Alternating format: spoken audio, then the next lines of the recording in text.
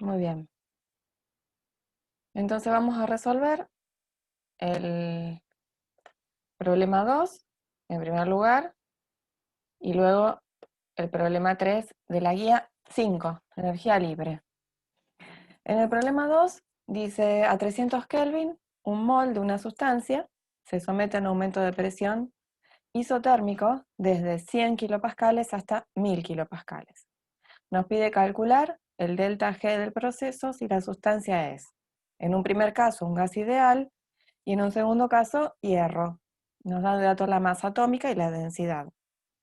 Por último, nos preguntan si el delta G es criterio de espontaneidad en alguno de los casos y que lo justifiquemos. Entonces, lo primero que vamos a tener en cuenta es qué le está sucediendo a esta sustancia. Esta sustancia, entonces, hay un cambio en la presión desde 100 kilopascales hasta 1000 kilopascales a temperatura constante. Eso es lo que le va a pasar tanto al gas ideal como al hierro. Vamos al ítem A, el gas ideal.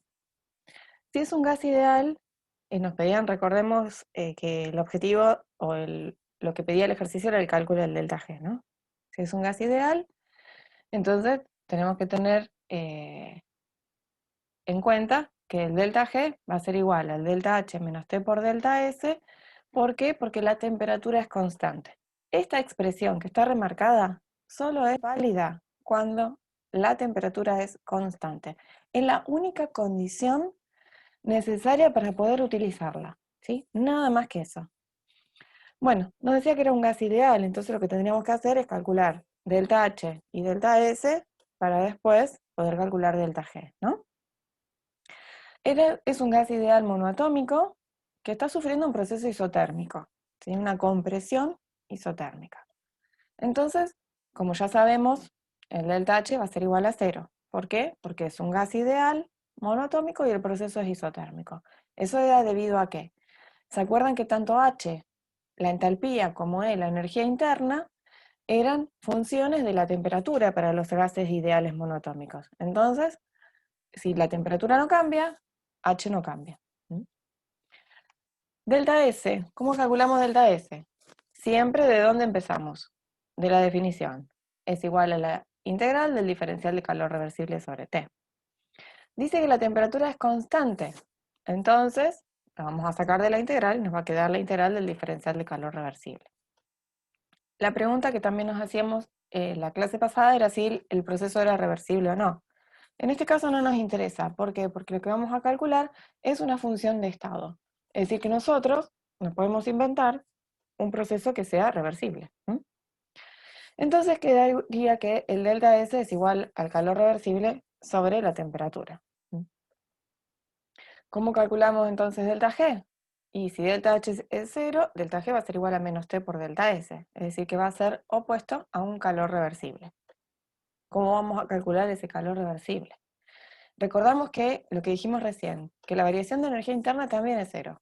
Entonces el calor va a ser igual al trabajo. ¿Y el trabajo cómo se calculaba? Empezamos siempre desde la definición, la integral de la presión externa diferencial de volumen.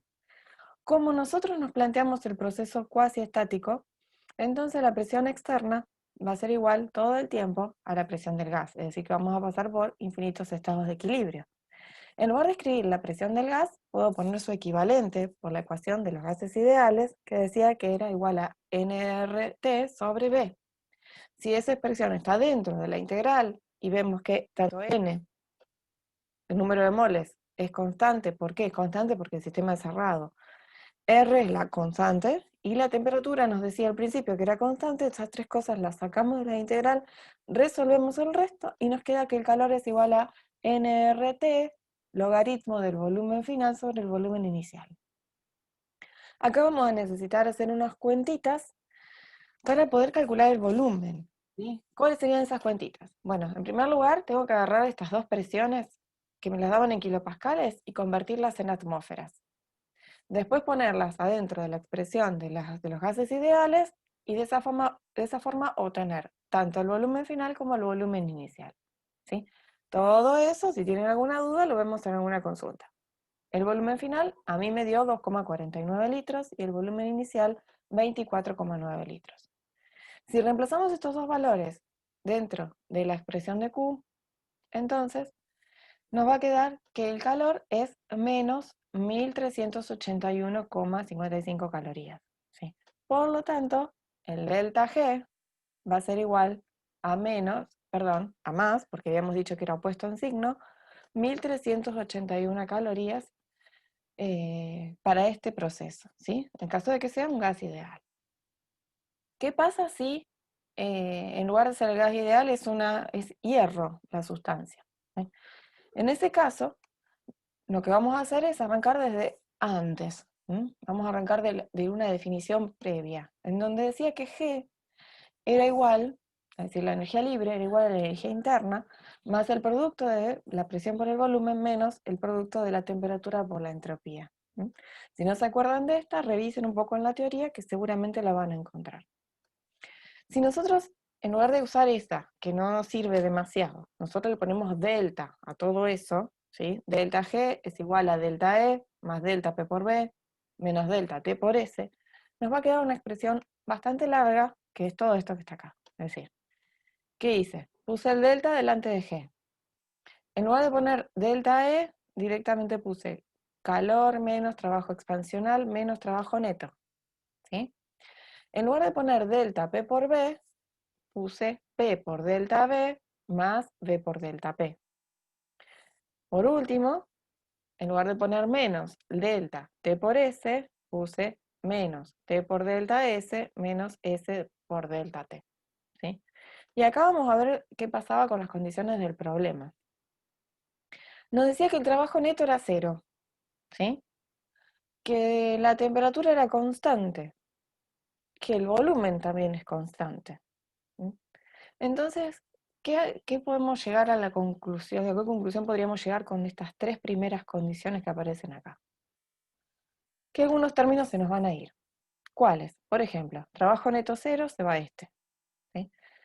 Si el volumen es constante, no hay trabajo expansional, tampoco hay delta V. Y si la temperatura es constante, tampoco hay delta T. ¿Sí?